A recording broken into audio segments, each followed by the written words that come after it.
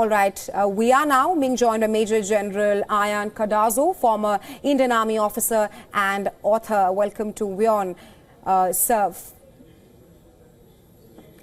First up, thank you so much for taking our time and being here with us. You fought in the 1971 war. At this point of time, the Pakistan Prime Minister has said that Pakistan has the right to respond to Operation Sindoor. Do you think Pakistan has the wherewithal to actually fight a war with India?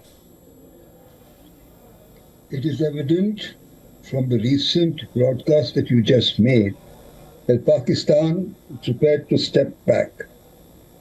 I think they don't have the wherewithal economically to continue to fight this war, and therefore perhaps reason has prevailed and they are prepared to stop this ongoing war if India responds. See, war is not good for either India or Pakistan. They are possibly not in a situation to respond. I think we should look at this and consider how we should react. Sorry. Right, sir. Just to complete the point you made there, that you're trying to say that maybe Pakistan wants to back down at this point of time, is ready to back out, and before the fact that you're saying this, I also want to add that Pakistan's Defence Minister Khawaja Asif just in an interview to a global network said that if India does not carry out any further attacks, Pakistan is ready to wrap up tensions. How do you read that statement coming out of Pakistan? I read that statement to say that Pakistan is aware that it is in no position to fight India on this issue, and they are prepared to back down. However, India, therefore, is at the top of the situation, and India needs to tell Pakistan, will you commit to say that you will not conduct any further terrorist operations in J&K? Maybe they will say yes. Maybe they will say no. And if they say yes, they may still do what they want to do subsequently.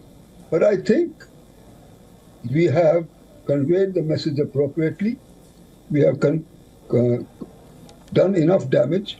And I think maybe we should consider their offer to back down with a little bit of grace.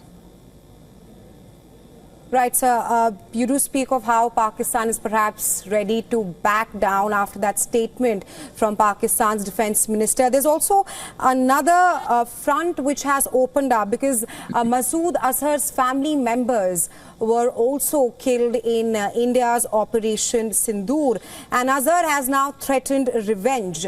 How do you see that panning out?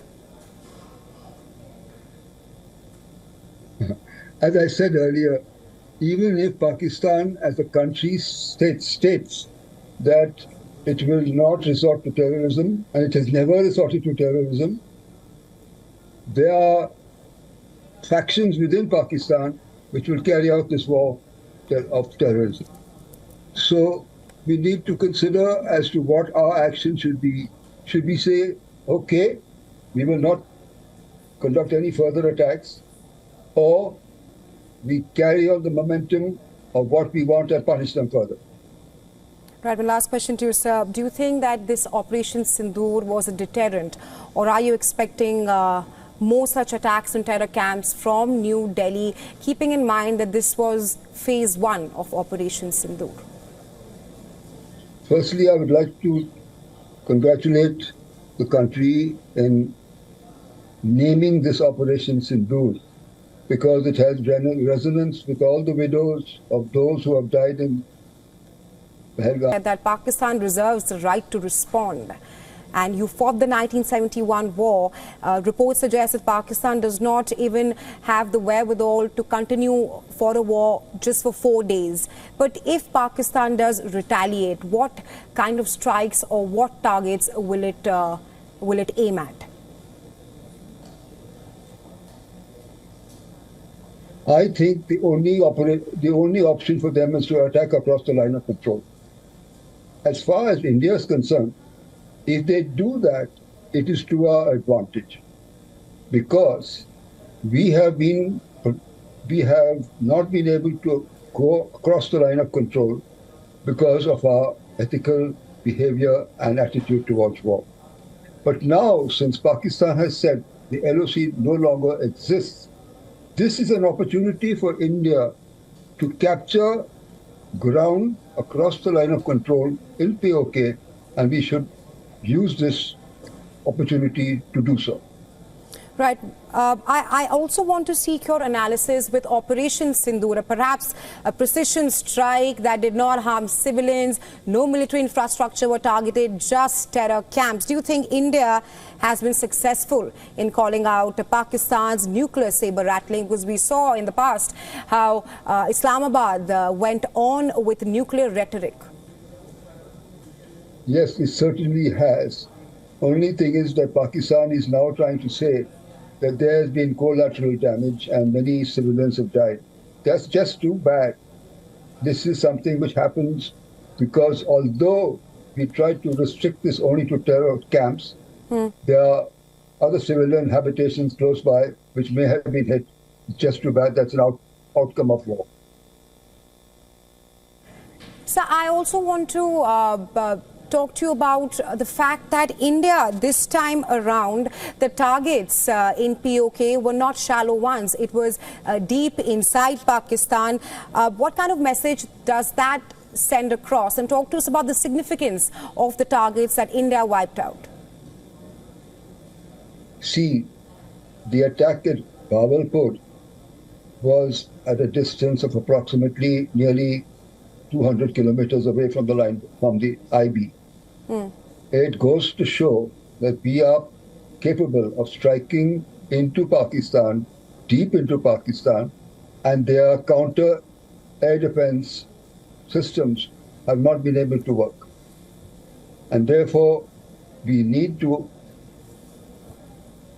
Pakistan will need to reconsider as to whether their air defense systems work or doesn't work, and they will obviously take corrective action. As far as we are concerned, the message is quite clear. We have done what we have done. We have proven that the air defense system doesn't work. At this point of time, what will actually take Pakistan to realize that diplomatic solution is its best option on the table? See, Pakistan is a basket case. Economically, it is in disaster. Our stance on the Indus Water Treaty, actually what Brahma Chelani has said, we have the option to leave the IWT, and we should, in fact, because there for so many years we have been so generous to Pakistan over the Indus Water Treaty, and now it is time that we look at our own interests. There's so many projects which are hanging fire because of Pakistan's non-cooperation. We should walk out of the IWT and convey to Pakistan that this no longer holds good. Right. Thank you so much, sir, for joining us on WION, because India has clearly taken a strong action after the punitive and diplomatic measures. India has struck 9 terror targets across POK with Operation Sindoor. But thank you so much for joining us and sharing your insights with us. Thank you, ma'am.